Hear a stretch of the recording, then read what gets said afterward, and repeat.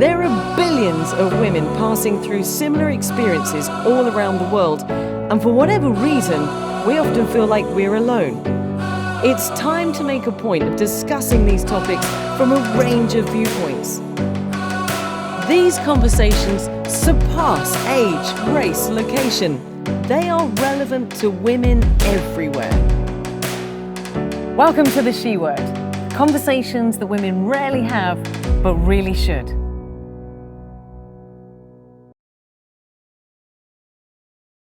What if you could start your journey over? Start here and start again there. That's how life works, in a circular way. We understand the importance of circles, and that's why you are at the heart of ours. Find your way to wellness with Browns. Welcome to the She Word. Conversations that women rarely have, but really should. And today's conversation is unanimously the most requested topic of all time from all of you guys who are watching and listening to this show. Today, we're talking about women, relationships, and we'll be talking about sex as well. I'm so excited to be joined by Dr. Roberta Farrugia Debono for the second time. You were with us on, again, one of the biggest shows of the first season, which was Women and Mental Health. You've come back to talk about relationships, and we're going to be talking a little bit about sex as well. I'm also excited to be joined by Catania, who is a highly respected and recommended qualified counsellor specialised in the area of sex and relationships, offering counselling and psychotherapy to individuals and couples who are having difficulties either with their relationships, intimacy or sex. Thank you so much for being here as well. And of course, the amazing Claire Agius Ordway, who is one of Malta's most loved personalities and presenters. You're also a sportswoman, you're also a wife, a mother, and you're joining the show in the capacity of someone who has had her own successful long-term relationship. And of course, as a presenter, you've come across this topic many, many times. So before we go any further, I'm going to come to you, Claire, just for a brief introduction. I've introduced you, but fill in the gaps for me. I've been with staying on relationships, you're saying? Whatever you want to. Any gaps? It's a free-for-all today. First of all, I'm really excited and honored to be here. I follow your shows, of course, and I love them. Relationships, I love the subject. I say I'm not an expert just because I've been with my husband since 17 years old. So we met, I was just 17. Then we had a relationship of 7 years before we got married.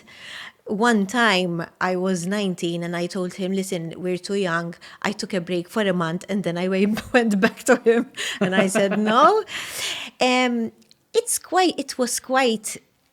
We talk about this a lot because I tell him in the beginning, I don't think I was in love with him before we got married. I don't think I really loved him so much when we got married, to be fair. Mm-hmm. I don't remember those butterflies and everything because I'm marrying my husband. Then we had our kids.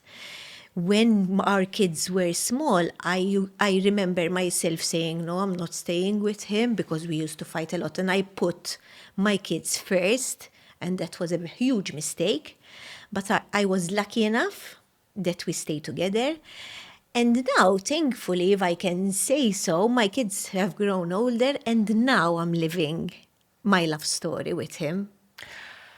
Oh, beautiful. That's the show. We can all go home now. Yes, that's it. That's absolutely amazing. Because everyone, pictures us because we've been together for long and say what a nice couple you are. But we've been through our rough patches a lot. Now, if I had to be honest, I'm always honest. I'm going through lovely things because we're going abroad alone, we go out. And I made a huge mistake because when my kids were younger, I put them first and we never went out. I just went to him abroad after our honeymoon just a few months ago, after 21 years of marriage. So we have a lot of content suddenly unpacked from that very first introduction. You want me to tell you about sex? Yes. Wow. Anna, fill in the gaps from you, because you are a therapist and a counsellor. So just share us a little bit of an extended introduction to yourself. So actually my interest in sex therapy and sexual medicine started when I started working in 2007 at the breast clinic with breast cancer patients.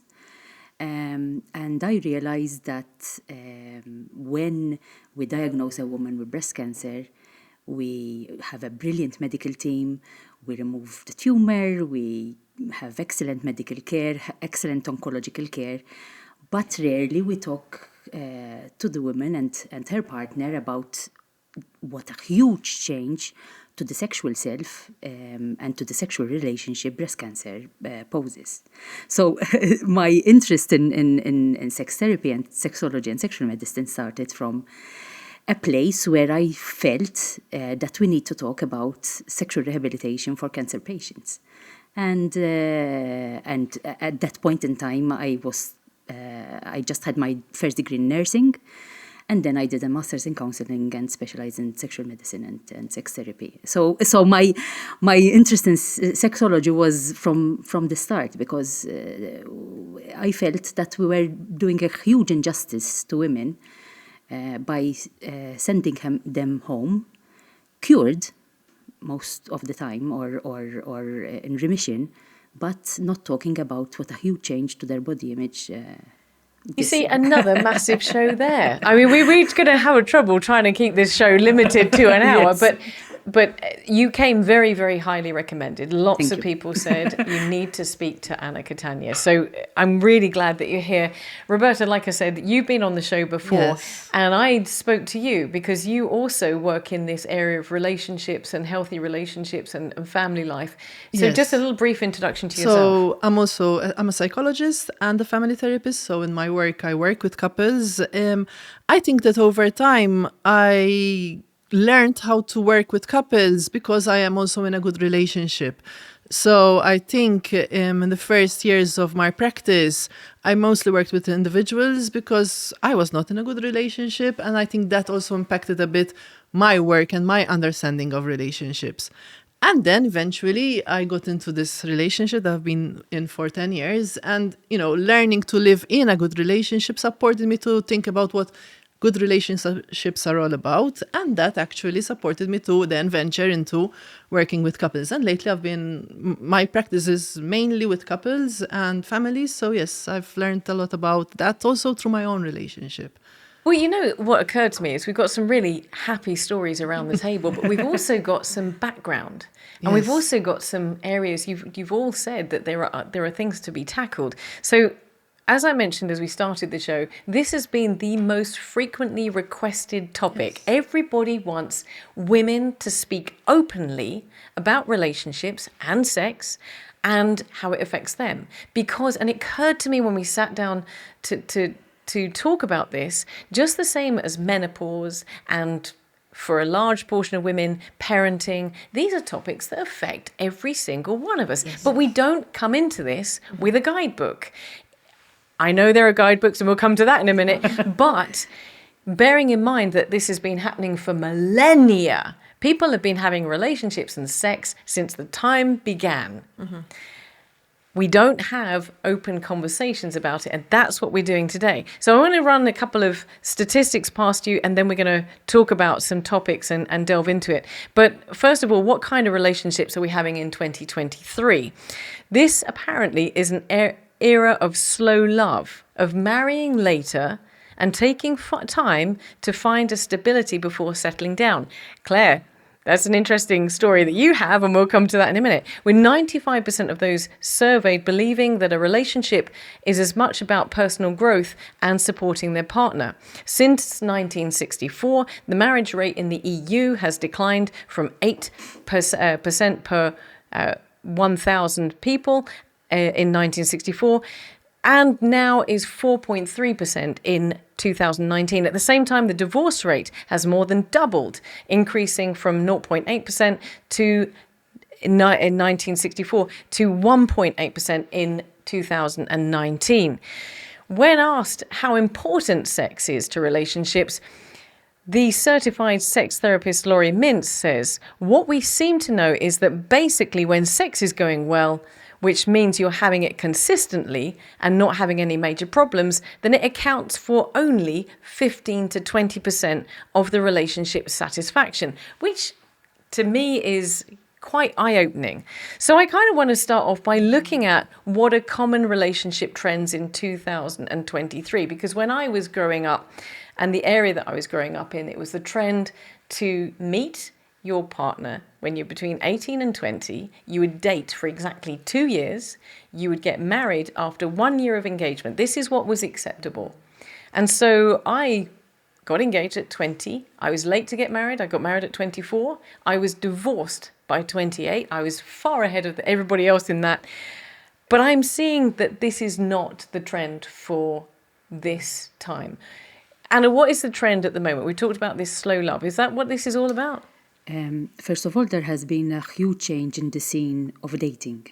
So we used to date in person, meet in person, at a bar, at school, at groups.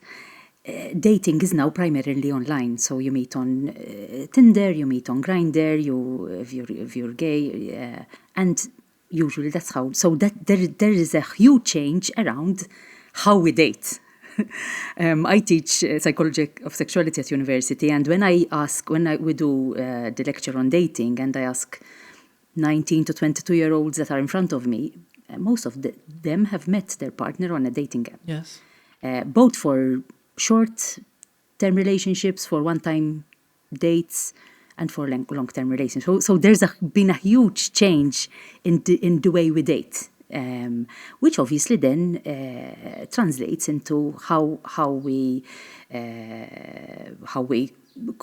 courtship, how we go around. There is now we talk in the area of sexology around relationship diversity, not just gender and sexual diversity. We talk about open relationships, we talk about polyamory, we talk about friends with benefits, and these are very, very were very strange topics when we were growing up, because I'm 50 plus now. So I'm guessing we're all kind of around the same age here. So it's the dating scene has changed Totally. totally, and then it obviously translates into relationship changes and in the way we relate and the way we view commitment. There's a huge challenge to commitment in relationships. And the problem is that we read too much about failed relationships. We don't read too much about lovely relationships. Yes. Last time I was watching the series of Meghan Markle and I was, okay, that's another subject, but I was really, but I really loved watching their relationship. I don't know if it's made up or anything, but the fact that they're really in love and he was protecting her all the way. And I was saying to myself, we should see more of these things, because we're always listening to people fighting, divorcing. We don't ask what the other partner is doing. We're always siding with our friends and making things worse, you know? We're inundated with bad stories. But isn't that algorithms? Whether it's in real life or whether it's online, the algorithm of our existence is dictated by those stories that create a reaction. But it's up to you. I've learned lately that it's up to us to decide what to watch, what to delete and block. You can, you know, a few months ago, I read this thing. We wake up in the morning, we open our mobile, and we start watching notifications, and we think they don't affect us, but they do. Of course. And it's like you open your eyes in the morning and open the door to all your village to come in. That's how it's working on our psyche, you know? And it's on everything, about relationships, about sex. We're all the time listening, reading to bad comments. It's up to us. I really believe that you make life, things happen in your life, but you can shape you can be happy through little things. And I think that is what has changed really. Relationships have become much more complicated because of the society we live in. You know, before it used to be you get married, the path was very clear. Nowadays it's much more complicated. Even the fact that people are more inclined to think of themselves more and to go for personal growth, yes, that's fine. But if the couple then does not grow together, then the couple will not stay together most often. Mm-hmm. So I think we are bombarded with ideas that, yes, are important, but at the same time, yes, we need to filter, because these ideas are challenging our relationships, are challenging our view of relationships, what to expect from relationships, and also what to do when problems happen, for example. So even our resilience in relationship.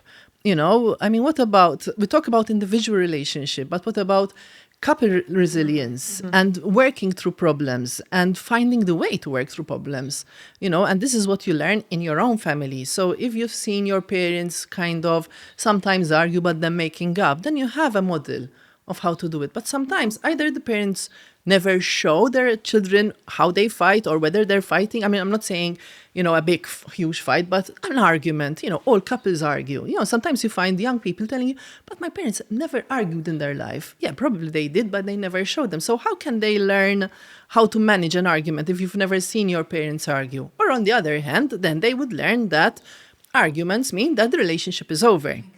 They wouldn't have this kind of template of how to manage a relationship and the difficulties that you face. If I can ask, I always read, we're always empowering our kids, our daughters, our sons, be yourself, don't change for anyone. Marriage is not being 50-50. Marriage, you're sometimes losing 80-20 for a whole year, for example. And that is and that is the thing, we're not understanding, that you have to give a lot more, and it's okay. It's lovely. Loving someone and giving him and seeing, for example, my happiness is watching my kids and my husband being happy. my daughter tells me, "Ma, what a sad life you have." She can't understand it, but that's my happiness. But today we want to be happy, believe in yourself, empowered, don't change for anyone. And that's another wrong message we're giving, I think, in my humble opinion. It's very true. Can I? Because in actual fact, in relationship, you need to change. So one of the questions I ask the couples who come to therapy would be, how has being in this relationship changed you? Because couples, when they start off at opposite ends, of a spectrum. Usually I am an introvert, I kind of fall in love with an extrovert, so we're kind of the opposites. And then slowly, unless that kind of influence happens, there's a very good word in Maltese which I like to use. I'm going to say it and then I'll translate it, even though there isn't a real good translation for it. Tiddakkar min shurxin. So the dakkar is when the bee pollinates flowers. So if they don't manage to kind of pollinate each other, for want of a better word. Yes, that was a whole different conversation there. And come together as a couple, then problems happen. So if you're an extrovert, I'm going to start hating you for being an extrovert because I haven't developed it in myself, So if I don't allow you to influence me and you don't allow me to influence you, it won't work, So again, these are the messages. You see the counter messages, being an individual, being in a couple. Sometimes the messages don't align, But you brought that back right to the very beginning of a relationship. And I'm going to ask you, Anna, my mind is exploding because so much has already been said in the first 10 minutes.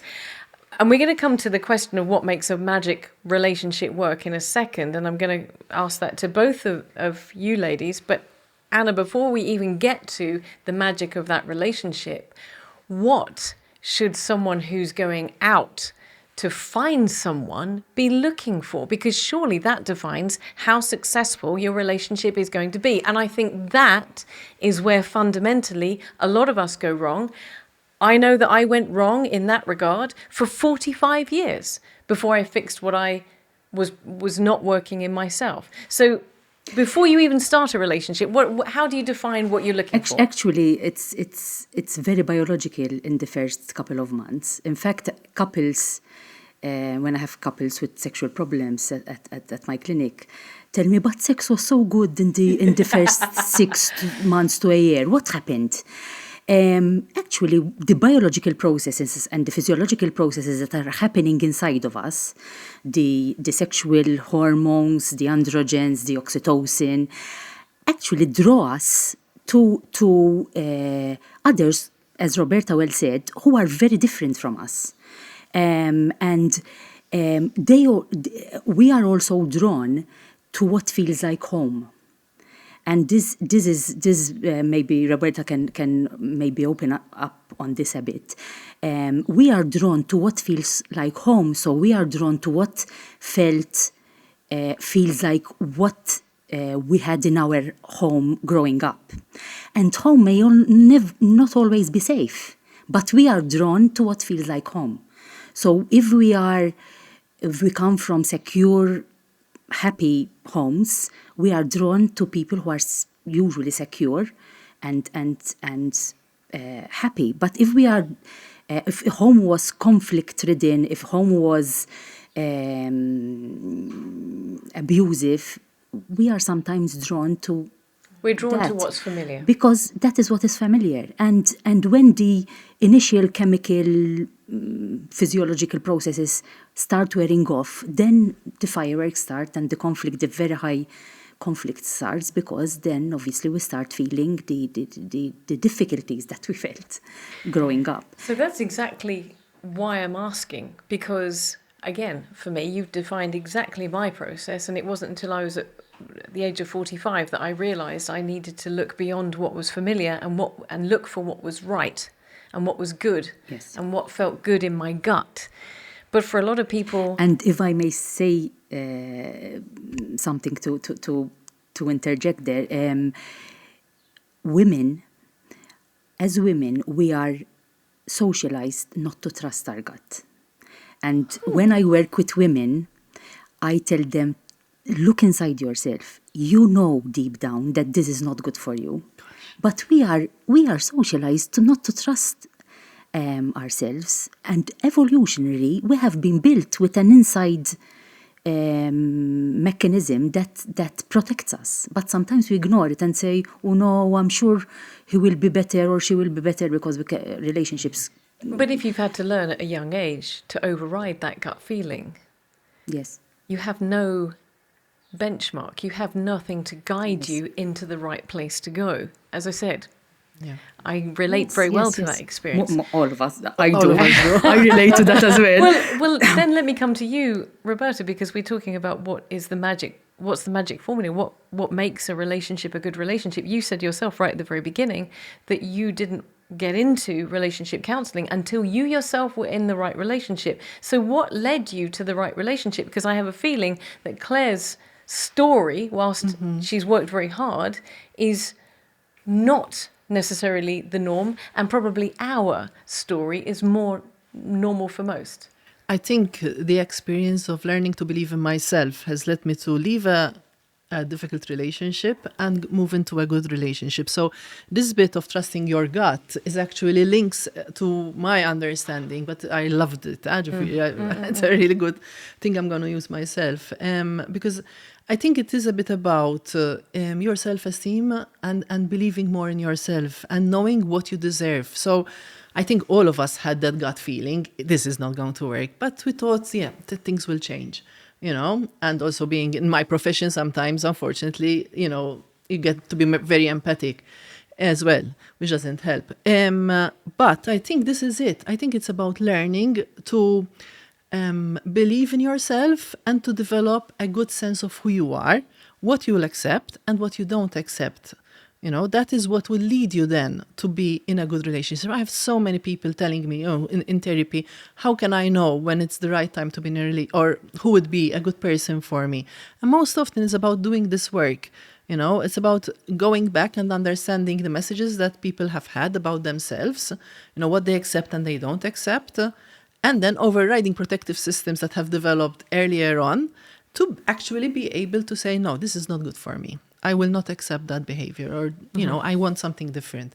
And I think this is what happened to me, and I think this is what could happen to a lot of us.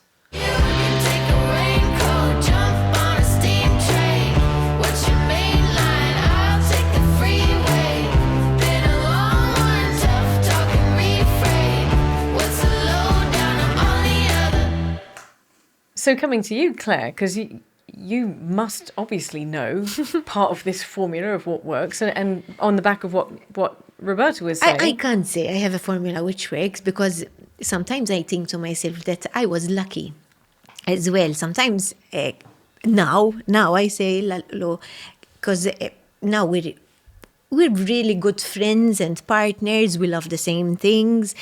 But I remember there was a time, I was telling you, not that I wasn't in love, but if I had to look back, the day we got married, I wasn't head over heels. It was just a system I was brought up The in. next step to do, like... Exactly. So I didn't really appreciate him. But I remember I went through some times when I was watching all my friends going out, having fun, and I was saying, oh my God, will I stay with him forever? Like, because I miss so much. You know, there's two sides of the coin. A few months ago, I had this with my son, with this conversation with my son and his girlfriend, because my son is going through the same story. They started really at a young age. And in the beginning, I remember I told him, it's too early. And he told me, I'm doing just what you did, Ma. But now, after all the relationships I'm going through with my friends and all the stories, I don't think it's really that bad starting at a young age, because everyone thinks it's really bad. Because growing up together, you grow together. Like, I said something to him, you evolve according to each other. Okay. As I told you in the beginning, I used to fight a lot with my husband. There were times, even our sex life when our children were really young, it suffered a lot because I gave priority to my kids. And then we grew together. Things changed. We grew to like for example, we give each other space. That's something we learned through years. I give him his privacy. We trust each other, of course. My mobile is always going around, and I'm an open book with him. But these things we learned growing together. There were a lot of hard moments. Everything suffered. There were times I really can remember instances when I said, I don't think I can take it anymore. I remember these things. A lot of people go through these things.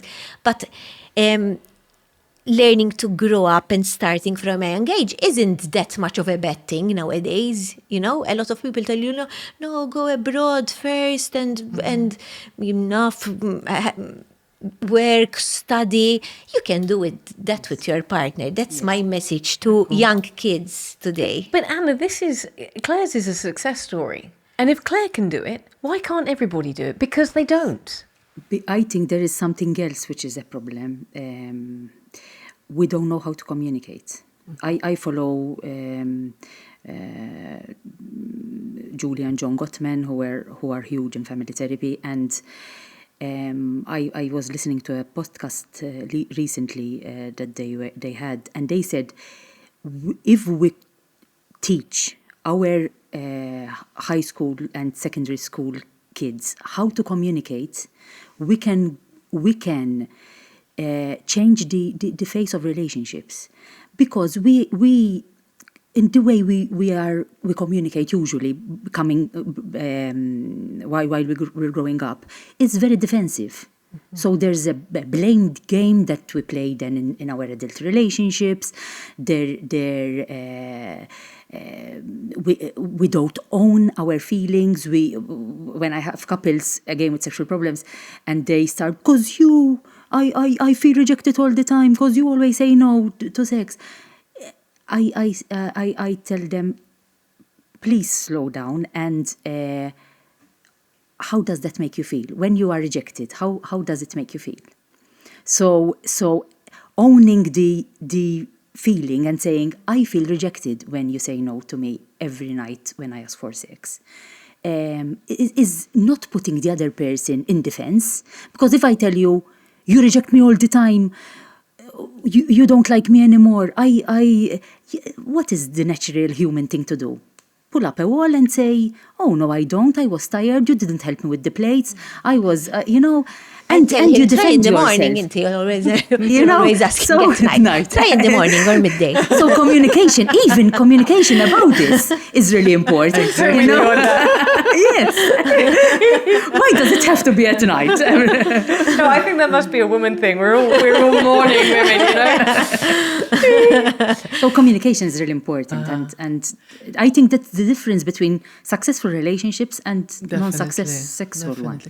And also, you didn't give up. So when there were difficult moments, you didn't give up. And it might be good to understand what stories do you have about not giving up in relationships. Because unfortunately, sometimes what you find on the media, me and my husband fought and we have this issue, leave him. Mela, this is the first And that's so worrying, immediately people go, red flag, leave him, run. That's the key word nowadays, run. But what about working on a relationship if there is a commitment and the will from both sides, not from just one person? Because it's not about the woman trying to make it work always. It needs to be, but if there's a commitment from both to make it work, then it can work. If there's good communication, if they're supported perhaps to learn how to communicate well, and this is where therapy comes in, then yes, it can, rather than run, try to fix at least in the first instance. But I would suggest, and I think you've just answered it, but I'm going to pick it apart a little bit further, that there are times when it's right to run. And there are times when it's right to stay. Yes. So how do you know, does it come down to your gut instinct, but how do you know when it's right to run and it's right to stay? I think it's when there is abuse. So when the relationship is abusive, when you feel that, whatever you say, you're in the wrong, that things get very difficult and it's never an easy relationship, for you. Try to make it work, but it's always very hard work. Relationships should not be hard work. And that's something I've learned in my relationship. My relationship is easy. I mean, it's still not easy because we had a lot of challenges, but it feels easy, And really, so when people are in relationships that are extremely hard work, but not hard work as in, because it's not a cliche that you have to work hard at your relationships, but it's hard work and it's hard work. And people who are in relationships that are hard work know what I'm talking about. So the hard work. It's like uphill all the time. It's like a struggle, constant struggle. I think you'd know. I think, I always think when I go at home and close the door behind me, do I feel safe even if we're fighting and we have a really bad fight? But am I afraid and petrified to go at home? No, I'd be annoyed, I'd be angry, but I wouldn't be afraid. I think going in your house, closing the door behind you and being afraid, that's a good sign that you're not in the right relationship. Mm-hmm. Claire said something else that's really interesting. You said there is a healthy balance between separate and together. Mm-hmm. And that is another excellent point of good relationships. The balance between being an individual and doing your own stuff and being together. Mm-hmm. Because some couples become either very enmeshed, meaning having the same Facebook profile. Doing everything together. Everything. From morning till evening. Or else they grow apart and live parallel lives. They function well to take care of the kids, to get finances at home, but otherwise there is no complicity, there is no togetherness. Yes. And that is a brilliant balance, You said that beautiful thing about now. I mean, I'm absolutely flabbergasted because you said that when you got married, you're not entirely sure that you were in love with your husband, which suggests that now you know what that feels like. But because you found time to honeymoon together, to do things together. Now, what? Yes. After all, that's why sometimes I say, is it that I made it work or I'm lucky as well? Because, for example, if I had to give an example of one thing I'm really grateful for my husband, he deserves this, is I come up with lots of ideas to do. And he never said, what are you going to come up with again? He always told me, yes, go for it. That is something which I really treasure. we both have really bad things about, but that is something I treasure, and I suggest to others to let the other partner be and fulfill once you're happy and doing your purpose, you can give a lot more to your partner. And I do the same for him. I support him in his swimming and whatever.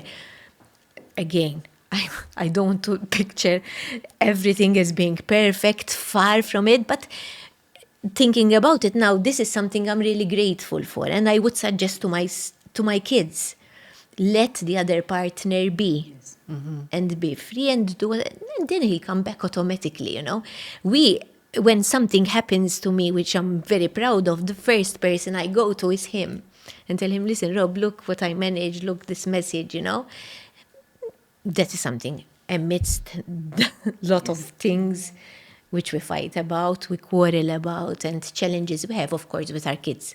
Now our teenagers, so that's another phase. And I think you've mentioned also the fact that when you had kids, it got tough, and that's research. Everybody knows that marital satisfaction always goes down when there are kids, and then it has another dip when they are adolescents. A research that has been done in Malta, a very huge research project, like with 1,000 something people. I think it was 2,000 actually, on happiness, found that the least happy people in this research were parents of teenage boys. So it was that specific, I'm good. Yeah, oh my gosh! I have 2 boys and a girl. And the most happy ones were those over 65. So we still got time, guys. It only gets better. It only gets better. I'm hearing that song in my head. But I think making the couple a priority is very, very important. Yes. I sometimes use your example. Yes, because Trudy doesn't know, I think. I have triplets. Yes. I have 4 girls, 21-year-old, and triplet 19-year-olds. Yes. Oh, my word. And to survive this, for my marriage to survive a 2-year-old and 3 babies, we used to have a date night every single week. After the first month. And I always use it in my lectures. I didn't do that, and that is a mistake. That is what kept us afloat. I used to be really anxious when I left. My mom was brilliant. She used to come. She was a widow. She's not with us anymore. But she used to really support me, come, and we had a lot of friends coming to support us. And that was I think one of the very few things that saved us as a couple, because we used to tell each other, okay, we'll talk about the kids for the first half hour, and then no more. This comes right back to what you said about prioritizing your husband over your children. You said right from the start, and you've said it 3 times, I was counting, that you prioritized your children before your husband, and that was a mistake. It was a mistake, because I remember he used to tell me, let's go and have dinner, for example, and I would say, no, I won't leave them behind me, because they were good kids. So we never really felt the need to leave them behind. And at that time, unfortunately, yes, we grew apart, and it was mostly my fault, I think, because I was always about my kids. I always wanted to be around them, and he, as a man, I don't know how they think, but he wanted to be alone with me. I didn't, because I had 2 young kids together. So that is what I say in my program, the Cliot, about parenting.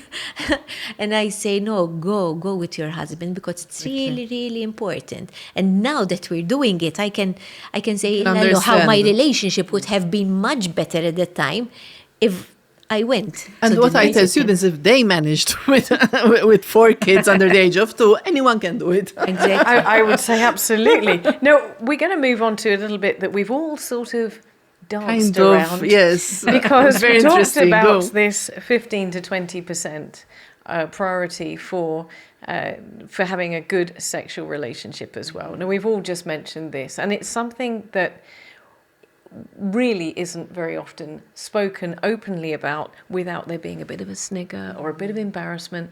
But in a show that I did very recently, in season 1, the last show with the women of the future, these young ladies were talking about the fact that they were absolutely not prepared for relationships and for sex. They had had no guidance of how to have a good sexual relationship. Now, even if in the context of a healthy relationship, sex is only 15 to 20% of a priority, it's still a fifth of the relationship.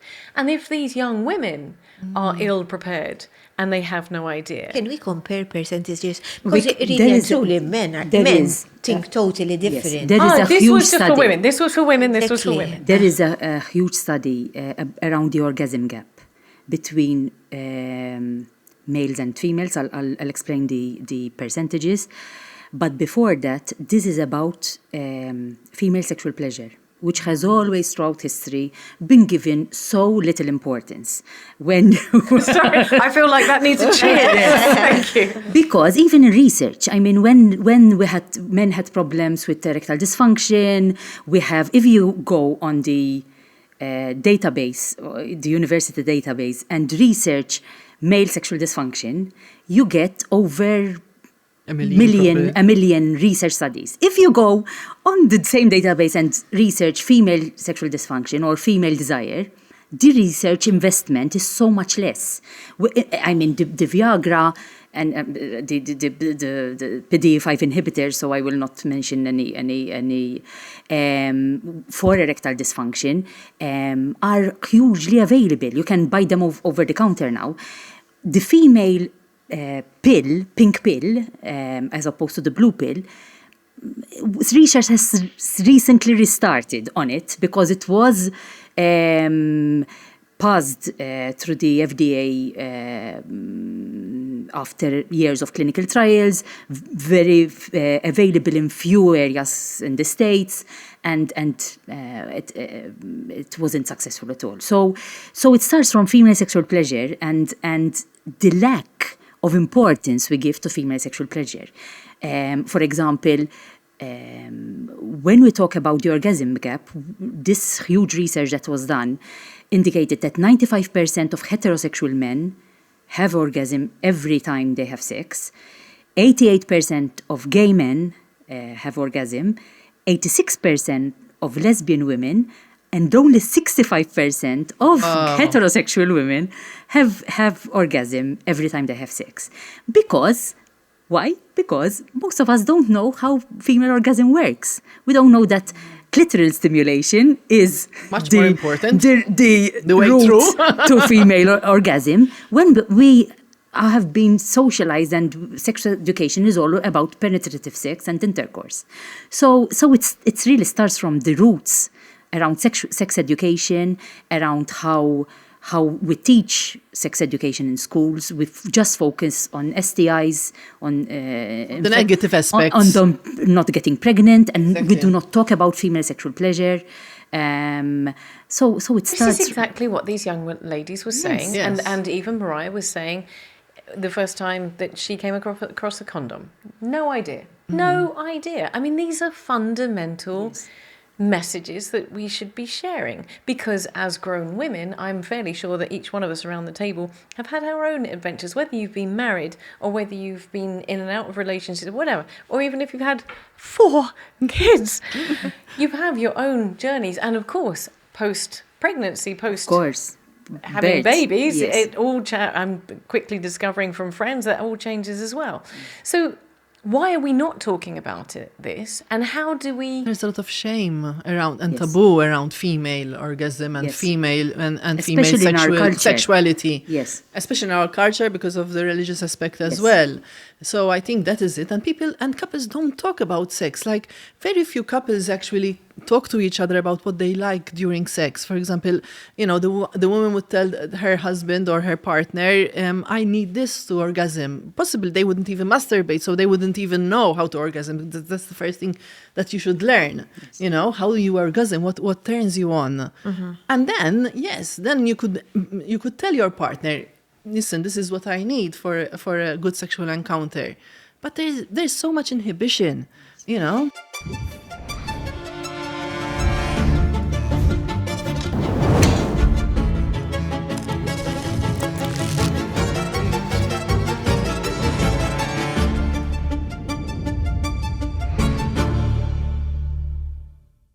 But the irony is, you talk about the shame and the not wanting to talk about it, but surely if you look on social media, everything is hyper-sexualized. Everything gives the impression that everybody's having great sex, or I'm somebody who could have great sex. We've got a massive gap here. I would see it more of women being objectified rather than highly sexualized. So But isn't it up to us to talk about it if we're not happy about it? Yes, that's very, very true. But the conversation is not... Do you know how to talk about? That's the question. The conversation Would does people not know how happen. to talk about it? Is it allowed in the relationship to talk about it? Would the man? Some women might feel that if they're going to be telling their man, listen, I prefer to be stimulated clitorally rather than having penetrative sex, then he's not doing it in the right way, and it would affect the male, thinking that he's not giving her enough pleasure or whatever, and he'll become defensive, and it becomes an argument. And therefore, the wife or the female partner would not talk about it anymore.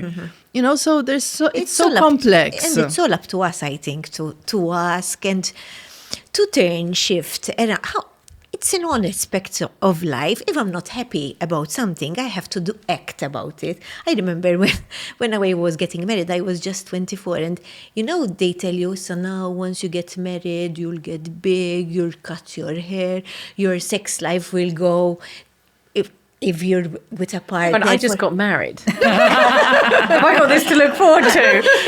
I'm not cutting my hair. Some people picture things, even if you're a partner for long years, your sex life will be But because boring. it becomes a tick box. It's not... It becomes... If I am doing something which is not pleasurable to me, and worse... because I get this all the time in my clinic, it's painful. I grit my teeth through sex because it's painful. And this is very common. Why do I want to have common? it? How common, Anna? Quite common. Vaginismus and dyspareunia, which are painful sex, and now they've been put under one umbrella term.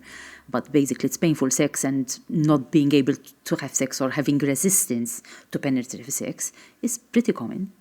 I don't have the numbers because but the reason being, we've all been through, certainly in my case, various relationship situations, and I think it's important to normalize, not to open that conversation, because that's where the shame is. Yeah. If you can't perform, or if you feel like you are inadequate. That is the problem. We see it as not performing. Because the importance in a sexual encounter is the sexual performance. No, the importance in a sexual encounter is the sexual pleasure and the connection and the intimacy. Even if it's meeting someone for the first time, it's not the performance, it's this pleasure you give to each other. This is what sex is all about. But many times it's talked as if it's something just to do because it becomes boring. It's a chore. It's something to do because now I haven't had sex for the past month with my partner, so I owe it to them. I can relate to that when my kids were young again, and a lot of parents through my program say it's the same, because I didn't put it as a priority. My kids were a priority, so sex was a chore. I remember at that time, and I'd be tired. You're fatigued, you're exhausted, and it makes sense. I remember thinking if I had half an hour, I'd better sleep rather than have sex. It does make sense, But then I remember we had some problems about these things, as all couples do. And I remember him saying that he's always being rejected. Then things changed eventually when they grew older, I think it's part of the journey of being, we just have to not give up. I think a lot of people give up with the very first hurdle. That is the problem today. You think you have a vast choice of people coming after you, and in reality, you have to work on your relationship. If you feel there is something worth fighting for, I would like to ask you a question, in fact. Oh, gosh. The interviewer being interviewed. Just one question. When you were going to get married, the first time, did you have the gut feeling that it was wrong? Yes. Because I'm just curious. Absolutely. Absolutely. I knew it was wrong. But you did not trust that gut feeling. I didn't trust that feeling because I had not been brought up Yes. with the right messaging. So I believed, even though I knew it was wrong, and I knew this was not the person I should be getting married to, I knew if I worked hard enough, I could make it work. Okay. And which is why when I have just recently got married, I had not one doubt. I think sometimes for me, I needed to fail to be able to understand and to unpick the patterns I'd grown into and be able to reinterpret. I knew. I just thought that if I worked hard enough, I could turn it around. He had no interest in turning it around, but there we go. Anyway, not about me, about you. So We are I coming was just towards. curious. No, I love you, Claire. We are coming towards the end of the show, and I'm mindful of that. But there are so many incredible things that have been said. I think I want to go back and listen to this show over and over again because so many pieces of really good advice have been nested within this show. I love your story, Claire, and I'm both with it when it comes to a marriage and a relationship, and also with regards to a sex life. Your final words of wisdom and your final words of advice would be? If I had to give just some points to the younger ones, I would say go and find a partner who has your same, how do you say, not hobbies, things you have in common, which you like together, because that's, to me, it's really important, if it's sports, if it's anything. And don't give up. And don't, you have to have friends, but sometimes we go to our friends, we message them, and they influence us negatively because we always say our part, and he's like that, he's doing me this, he's doing me that. It's better that you work it with your partner. And another thing which I learned through a couple friends of mine who just got separated, now don't message, because we interpret a message differently. You, for example, send me a message and tell me, listen, go and buy milk. And I interpret that, look what she said, go and buy milk, of course. That's how we interpret things. I just saw a couple friends of mine who got separated just because they only messaged and they interpreted their messages wrongly. And this is what we're doing today. We're communicating because with it's messages. two-dimensional, and you can go back to the messages. Yes, you can find it there. If I have a conversation with Roberta and I say something offensive, she might remember one word. But if I write it down, it's all written there. And most of the couples go back and say, look what you said on that and day. it's the tonality of it, you know. Yes. I might be meaning something and you don't understand the complete opposite. Wow. You know we're going to have to do this show again.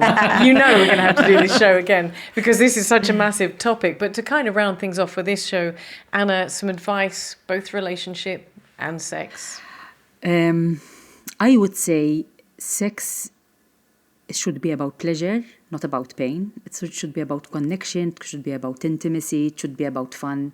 And sometimes we lose, as we grow into adults, we lose the little fun child inside of us, and that's why sometimes sexual difficulties happen, because it's difficult to let go, it's difficult to play, and sex most of the time is about play. So give me a practical example. How can we get play into our sex life? By introducing new stuff, obviously with full consent of both. By obviously, You know what I was laughing at? because not everyone. Sending dirty messages. Sometimes, yes, why not? Yes, Why not? I mean, Wow, unanimous opinion around the table. Suddenly, Melita or Epic is going to go through the roof from Malta's messaging. so yes, and it should be about connection and intimacy and safety. Yes. If you don't feel safe, even when we're talking about kink and BDSM, where force is used, there's a lot of safety, there's a lot of consent So safety is really, really important. Oh, we're so going to have another show. I'm going to leave the last word to you, Roberta, to wrap up our show on relationships and sex. I think we need to have more positive stories about relationships and sex and good sex, because we don't hear much about this. And hearing Claire saying her story and how, she worked hard at the relationship and now it's a good relationship, I think that's so heartwarming, especially for us who work in this area. We need to hear more of these stories, more couple stories There are about... plenty. Yes, and there are plenty. That is it. That is the problem. We don't hear about Yes, them. we need to hear more about these stories. We need more of these stories, for sure. Ladies, cheers. I'm going to chin you again because I have to say what a fantastic show. Thank you. Thank you. I will be asking you Thank you. if we can do this again. I feel like we've only just touched the surface of a very big topic. Thank you I'll very work on much. more on the sexual part so I get points to explain and elaborate more. Would that be good? I'm sure your husband Thank you will. for the heads up. Thank you.